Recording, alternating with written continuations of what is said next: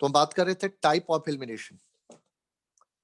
तो type of elimination discuss करने से पहले मैं एक बार आपको फिर याद दिला दूं कि जो दो एटम या ग्रुप ऑफ एटम आप लूज कर रहे हो उसमें से एक जो होता है, यानी out of to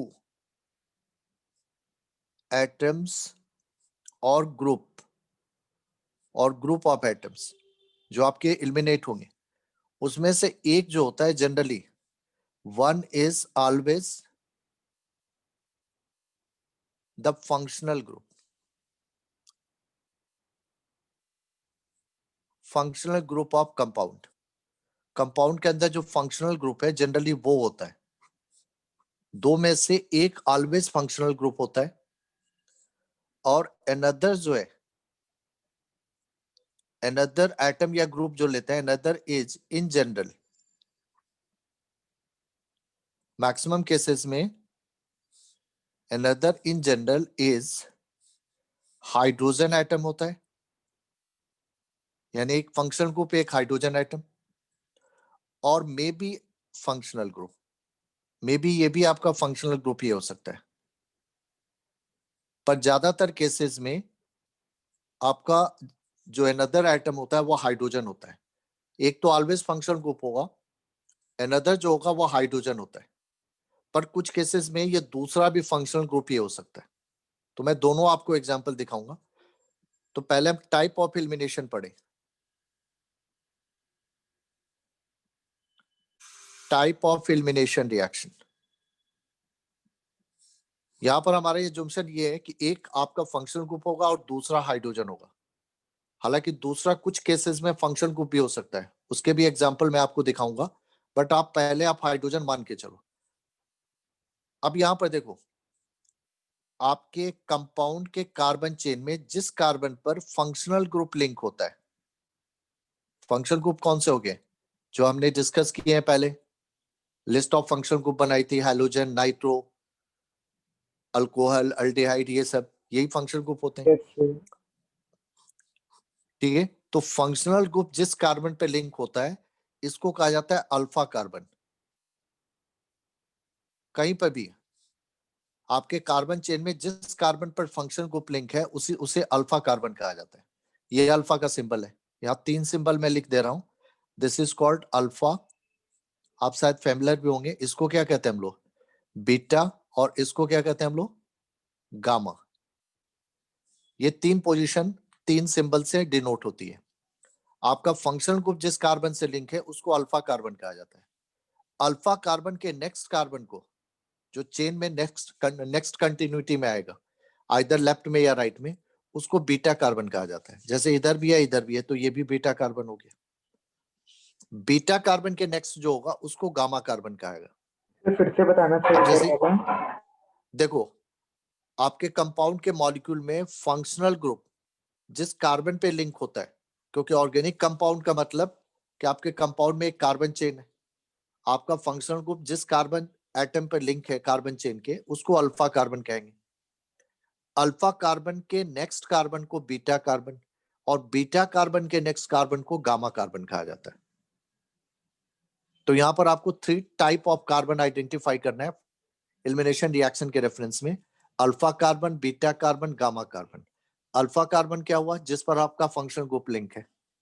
beta carbon alpha के नेक्स्ट वाले को कहा जाता है, और गामा बीटा के नेक्स्ट वाले को कहा जाता है।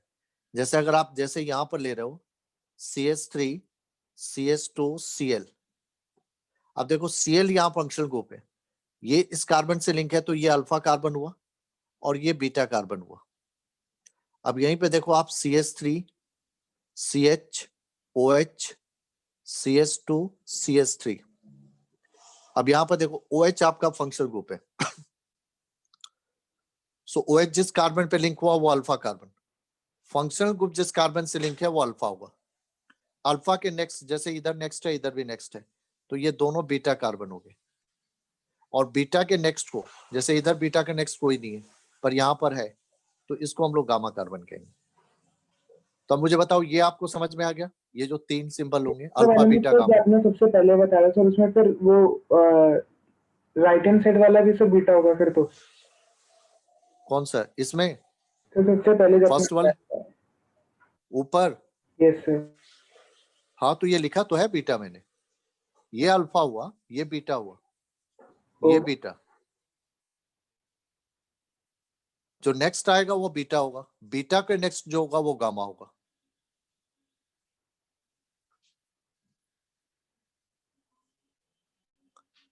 बीटा का जो नेक्स्ट होगा उसको गामा कहेंगे। यस सर, आ गया था समझ में। आशीर्वाद लेट कैसे हो गया बेटा?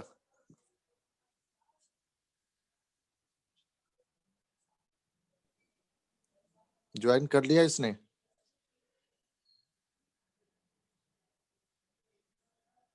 हाँ आशीर्वाद बेटा यस लेट सर। कैसे हो गया? सर वो नेटवर्क का इशू हो गया था तो फिर अभी स्विच करा है। अच्छा चलो, अभी ऐसा कुछ नहीं आगे हुआ है। हम एलिमिनेशन का एक टाइप समझ रहे थे, और ये देखो आप एक बार ध्यान से देख लो कि एलिमिनेशन में आपने डेफिनेशन में पढ़ी थी कि if in a given reaction there is a elimination of या लॉस ऑफ या रिमूवल ऑफ टू एटम और group of atom from the given organic compound, then it is called elimination reaction. So elimination का मतलब होता है कि जिस reaction में आपका ऑर्गेनिक कंपाउंड टू एटम्स और ग्रुप ऑफ एटम लूज करता है when it comes in contact of a reagent. तो उसमें से एक फंक्शनल ग्रुप होता है और दूसरा जो होता है जनरली हाइड्रोजन होता है। अब उसी को हम डिस्कस कर रहे थे कि ये जो रिमूवल होता है, इनकी पोजीशन होती है, पोजीशन आपके कार्बन चेन में होती है, उसके बेसिस पे एलिमिनेशन रिएक्शन के टाइप बनाए जाते हैं। तो ये पोजीशन मैं बता रहा था कि फंक्शनल ग्रुप, एक फंक्शनल ग्रुप एलिमिनेट जो होगा, तो फंक्शनल ग्रुप कार्बन चेन में जिस कार्बन पे लिंक होगा उसको अल्फा कार्बन कहा जाता है। अल्फा कार्बन के नेक्स्ट कार्बन को बीटा कार्बन, और बीटा के नेक्स्ट को गामा कार्बन कहा जाता है। ये एग्जांपल दे रहा था मैं कि जैसे यहाँ पर CH3CH2Cl, यहाँ पर Cl फंक्शनल ग्रुप है, ये इस कार्बन पे लिंक है तो ये अल्फा कार्बन हुआ, ये बीटा। यहाँ पर एक अल्कोहल कंपाउंड हमने लिया, OH फंक्शनल ग्रुप है, ये इस कार्बन पे लिंक है, जिस कार्बन पे लिंक है वो अल्फा हो गया। अल्फा के नेक्स्ट बीटा, दोनों तरफ इधर भी ये दोनों बीटा हो गए।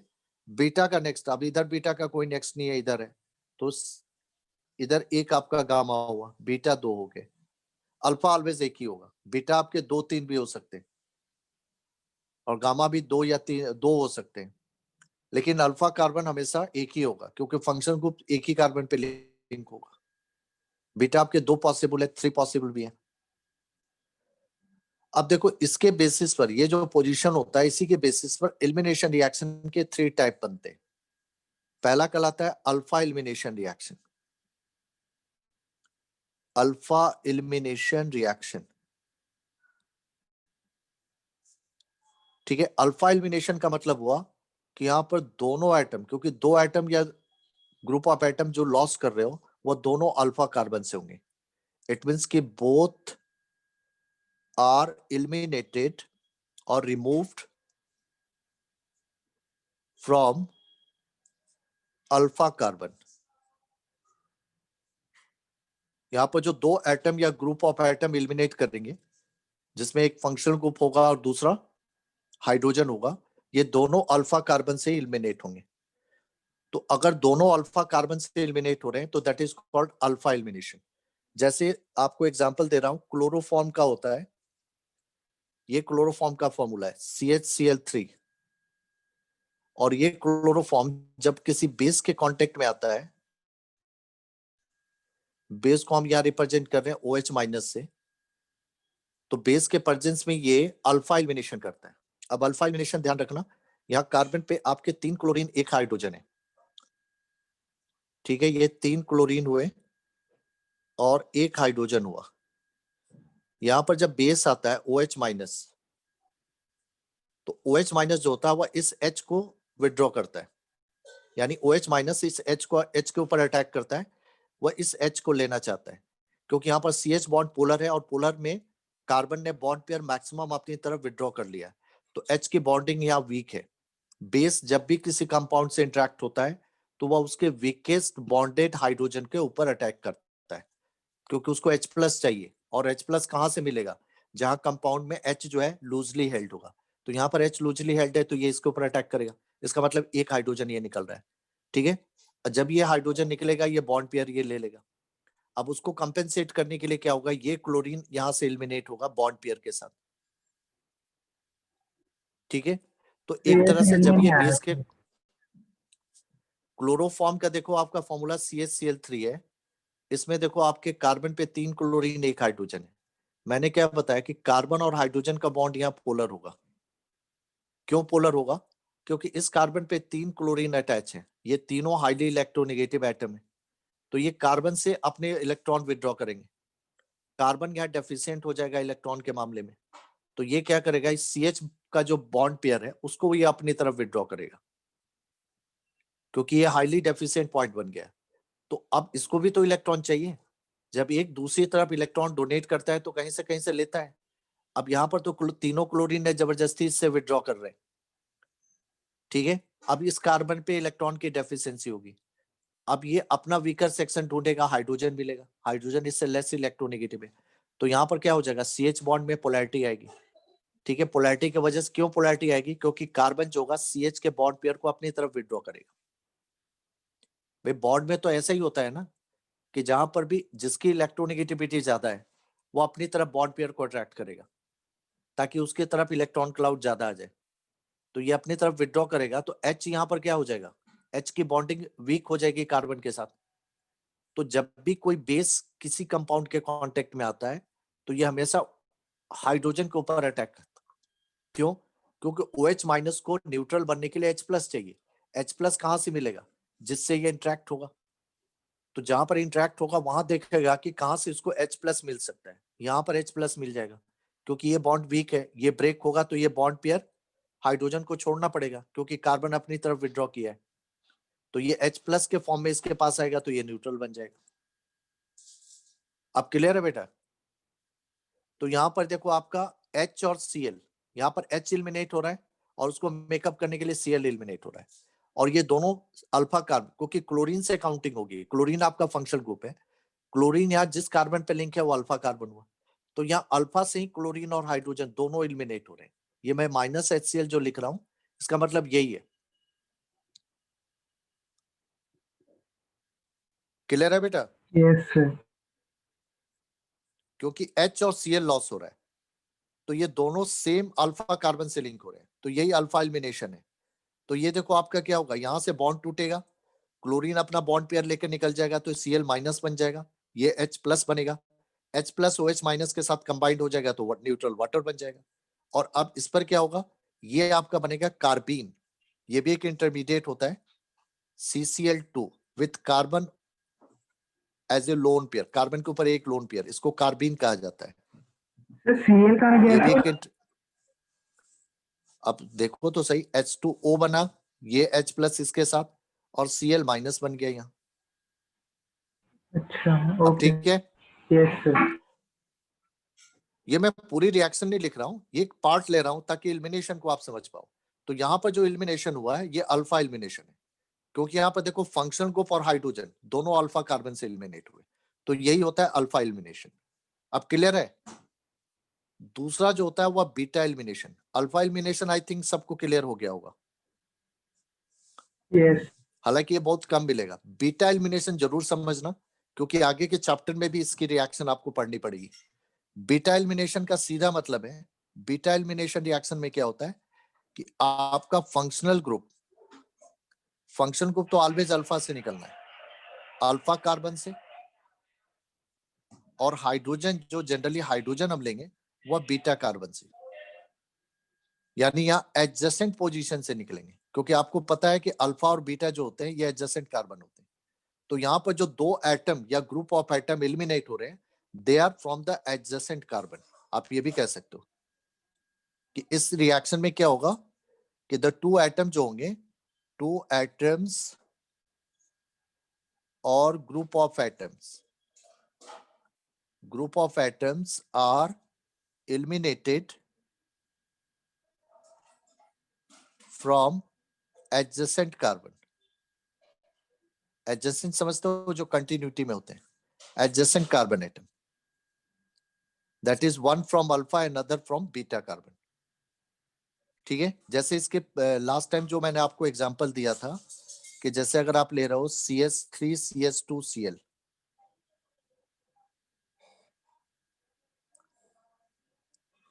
ठीक है, ये जब अल्कोहलिक केवेज से इंटरेक्ट होता है तो यहां पर ये HCl लॉस करता है। ध्यान से देखना, ये जो लॉस कर रहा है मैं एरो के साथ लिख रहा हूँ, माइनस का मतलब ये एलिमिनेट हो रहे हैं हाइड्रोजन और क्लोरीन, तो ये एडजेसेंट कार्बन से लॉस होते हैं, ये Cl और ये H।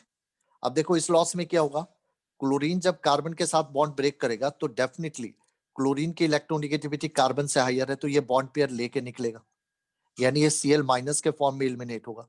लेकिन दूसरी तरफ हाइड्रोजन की इलेक्ट्रोनेगेटिविटी कार्बन से लोअर है, तो ये अपना बॉन्ड पेयर दे के जाएगा, मतलब कार्बन ये बॉन्ड पेयर लेगा, तो ये यहां से H+ के फॉर्म में निकलेगा। इस तरह से यहाँ पर एडजेसेंट कार्बन से दोनों एलिमिनेट होंगे। तो अब Cl दूसरी क्यों तरफ क्या निकलेगा होगा, सर? H नहीं निकलना चाहिए था सर बस। नहीं बेटा, जब भी लॉस होता है हमेशा दो होता है, कभी भी सिंगल आइटम लॉस नहीं हो सकता। एलिमिनेशन का मतलब ही आपने शुरू में क्या पढ़ा कि there is a loss of two atom और group of atom, sir 2 one की एटम्स तो बात होते, ही नहीं होती। सर क्या उसका ही निकल जाता सर? हाइड्रोजन वाले के साथ 2 हाइड्रोजन निकल जाते। नहीं, ऐसे नहीं होता है ना बेटा, हर चीज का कोई ना कोई रूल होता है ना। दो हाइड्रोजन निकाल दोगे तो क्लोरीन क्या करेगा, दो हाइड्रोजन का मतलब दो बॉन्ड पेयर आपके कार्बन के पास एक्सेस हो गए। अब ये तो बहुत ही हाईली पोलर हो जाएगा, हाईली पोलर हो जाएगा, अनस्टेबल हो जाएगा। हर रिएक्शन जो होता है वह कंपाउंड को कहीं ना कहीं स्टेबिलिटी के डायरेक्शन में ले जाता है ना। बॉन्ड जरूर ब्रेक होते हैं, बट ब्रेकिंग इस तरह से होती है कि वो एक नया जो कंपाउंड बनाया वो स्टेबल कंपाउंड, अनस्टेबल की तरफ हम नहीं जा सकते ना। मान लो दो हाइड्रोजन आप एक ही जगह से हटा दोगे तो ये तो बॉन्ड पेयर आपके लॉस हो जाएंगे ना। और कभी भी कैसे नहीं होता है, क्योंकि एक लॉस करता है दूसरा उसको कंपेंसेट करता है। अगर दोनों ही आपके विड्रॉइंग हो गए तो ये तो बन ही नहीं पाएगा ना कंडीशन। जैसे यहाँ क्लोरीन निकल रहा है तो ये इस कार्बन को डेफिशिएंट बना रहा है, तो डेफिनेटली जो दूसरा निकलेगा वो बॉन्ड पेयर दे के जाएगा, क्योंकि इसके डेफिशिएंसी को एडजेसेंट कार्बन कंप्लीट करेगा। जब इस CH का बॉन्ड पेयर इसको मिलेगा, यही बॉन्ड पेयर इसके साथ शेयर कर लेगा, ताकि जो इसने लॉस किया, यानी जो बॉन्ड लॉस किया वो बॉन्ड ये इसके साथ बना ले। जैसे मान लो आप ही लोग में होता है, आप ही अपने ग्रुप में देखो कि एक से आपके फ्रेंड से ब्रेक होती है तो दूसरे से हो जाती है, ऐसा नहीं होता है, एक जाता है दूसरा आ जाता है। तो कंपाउंड में भी तो यही होता है, क्लोरीन इससे निकलेगा तो ये बॉन्ड पेयर लेके निकल गया, अब ये कार्बन प्लस बन गया क्योंकि एक बॉन्ड पेयर लॉस किया इसने। तो दूसरी तरफ ये कार्बन क्या करेगा, इस बॉन्ड को ब्रेक करके इसका साथ देगा, तो ये जब बॉन्ड ब्रेक करेगा तो बॉन्ड पेयर अपने पास ले लेगा, और यही बॉन्ड पेयर ये इस कार्बन के साथ शेयर कर लेगा। ये देखो एरो का मतलब ये यहाँ शेयर कर लिया, शेयर कर लिया तो एक दूसरा बॉन्ड यहाँ बन गया, डबल बॉन्ड बन गया। तो जनरली बीटा एलिमिनेशन में मल्टीपल बॉन्ड का फॉर्मेशन होता है, पाई बॉन्ड का, क्योंकि पहले से जो एक बॉन्ड था वो सिग्मा था, ये पाई बनेगा। तो आपका देखो ये कंपाउंड बन जाएगा, ये CH डबल बॉन्ड हो जाएगा, CH इथीन बन गया। ये जो H+ और Cl- निकले ये KH से इंटरेक्ट होंगे, तो KH में K+ चूंकि आयनिक कंपाउंड है, ये K+ है, OH- है, ये आयंस में ब्रेकअप है, तो ये K+ Cl- लेकर KCl बन गया, और OH- H+ लेकर वाटर बन गया। तो ये आपकी बेटा एलिमिनेशन रिएक्शन का एग्जांपल है। तो अभी तो आपको रिएक्शन से ज्यादा आपको टाइप समझना है कि बीटा एलिमिनेशन का मतलब कि जिसमें दो एटम या ग्रुप ऑफ एटम जो एलिमिनेट हो रहे हैं वो एडजेसेंट कार्बन से, one from alpha and other from beta. ये क्लियर है बेटा?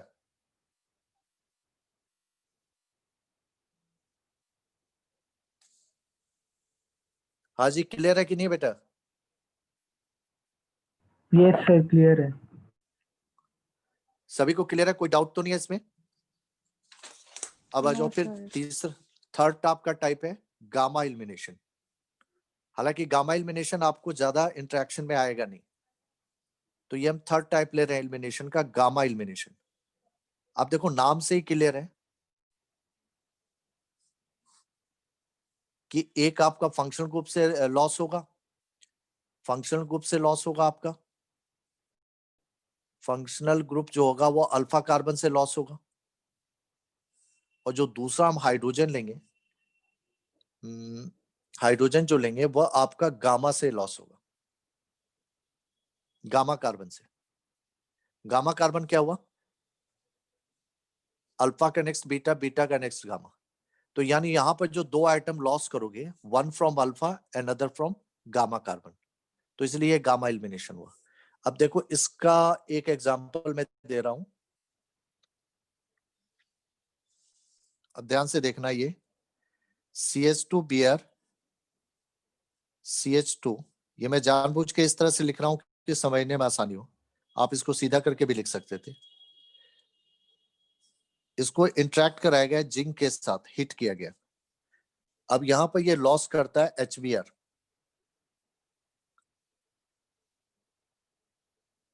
ठीक है, ये लॉस करता है आपका HBr।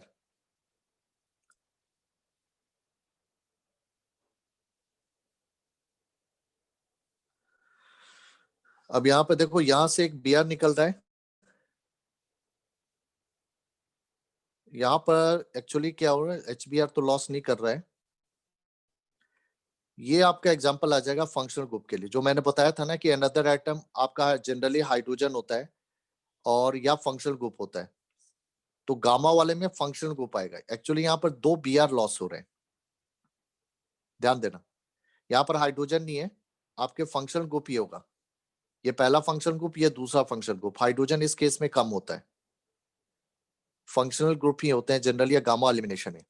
यहाँ पर देखो दो Br लॉस हो रहे हैं जिंक से जब हम मीट कर रहे हैं, तो एक Br ये जा रहा है, दूसरा Br यहाँ जा रहा है।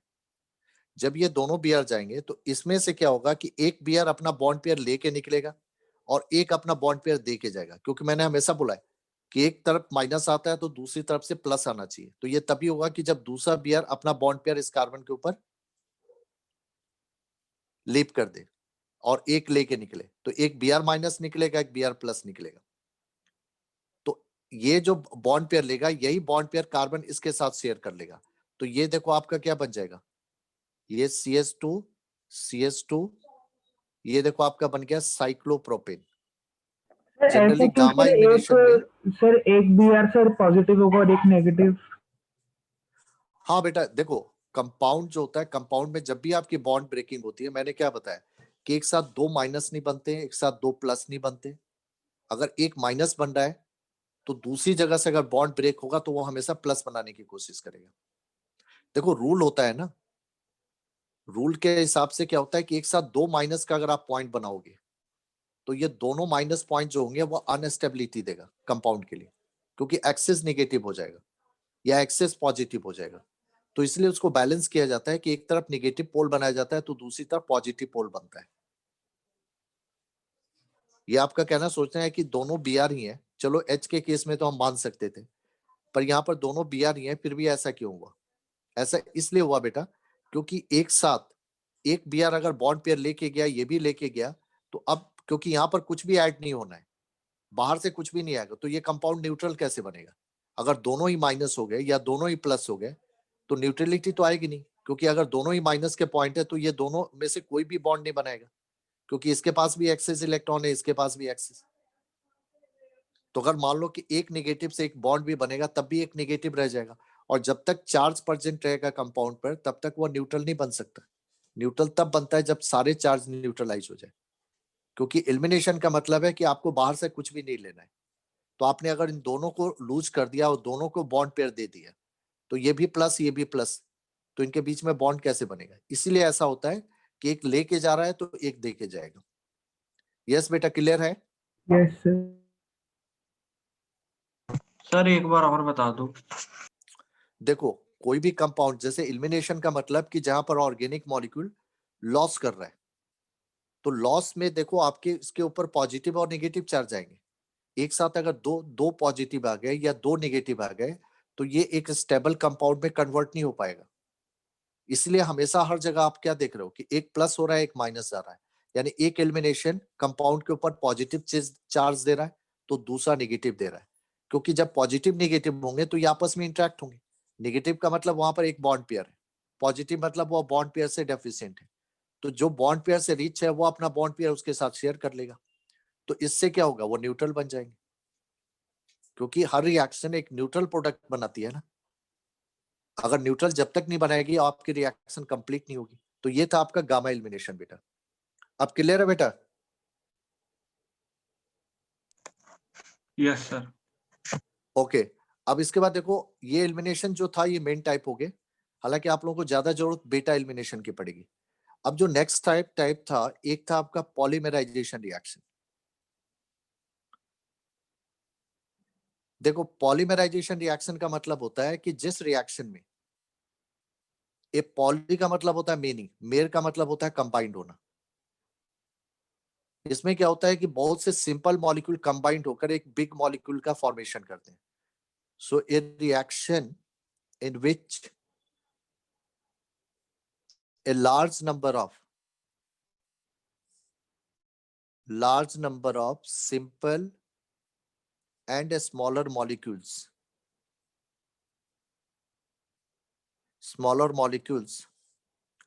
combined together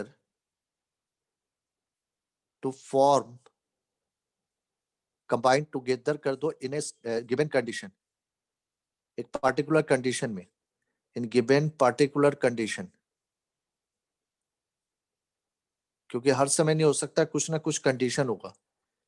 ठीक है, तो एक पर्टिकुलर कंडीशन में जिसमें large number of simple and smaller molecules combined होकर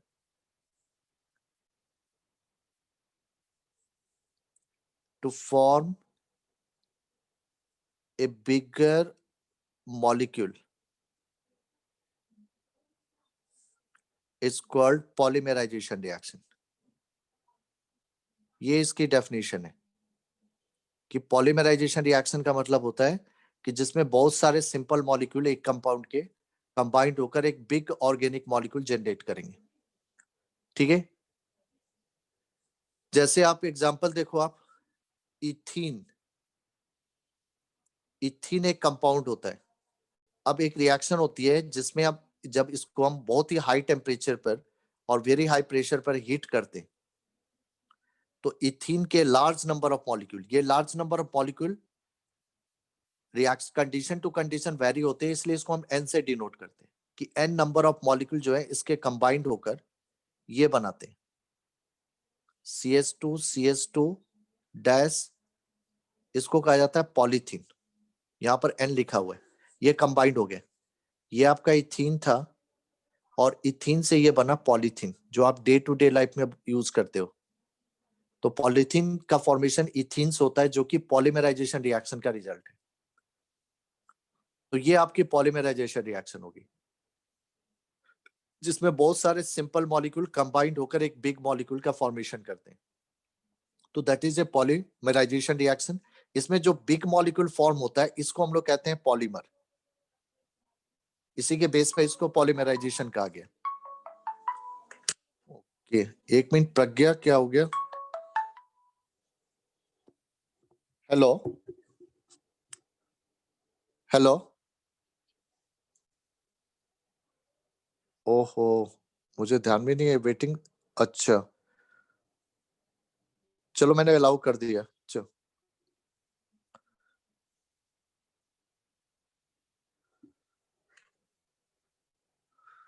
बेटा कोई नजर आ जाए तो बता दिया करना, कई बार मुझे ध्यान में नहीं रहता है।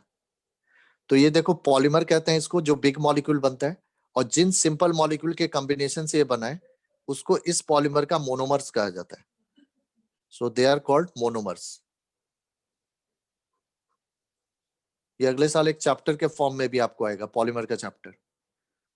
तो ये देखो पॉलीमराइजेशन रिएक्शन है, इथीन से पॉलीथीन का फॉर्मेशन। इसमें तो लार्ज मॉलिक्यूल सर वो तो बन ही नहीं रहा सर, वो ही मतलब। अरे बेटा ये पूरा मैंने एक मैकेनिज्म नहीं लिखा है ना। अच्छा अब ये तो मैंने आपको सिर्फ दिखाने के लिए, रिएक्शन जैसे जैसे आप आएंगे चैप्टर वाइज तो वहां पर आप इसका पूरा डिटेलिंग भी करोगे ना। यहाँ पर ये देख रहे हो ना कि ये एन मॉलिक्यूल है और ये सारे इसका मतलब कंबाइंड हो गए तो ये बना। अब ये कैसे कॉम्बिनेशन हुआ ये तो आपको आगे चैप्टर वाइज डिटेल में पढ़ोगे ना।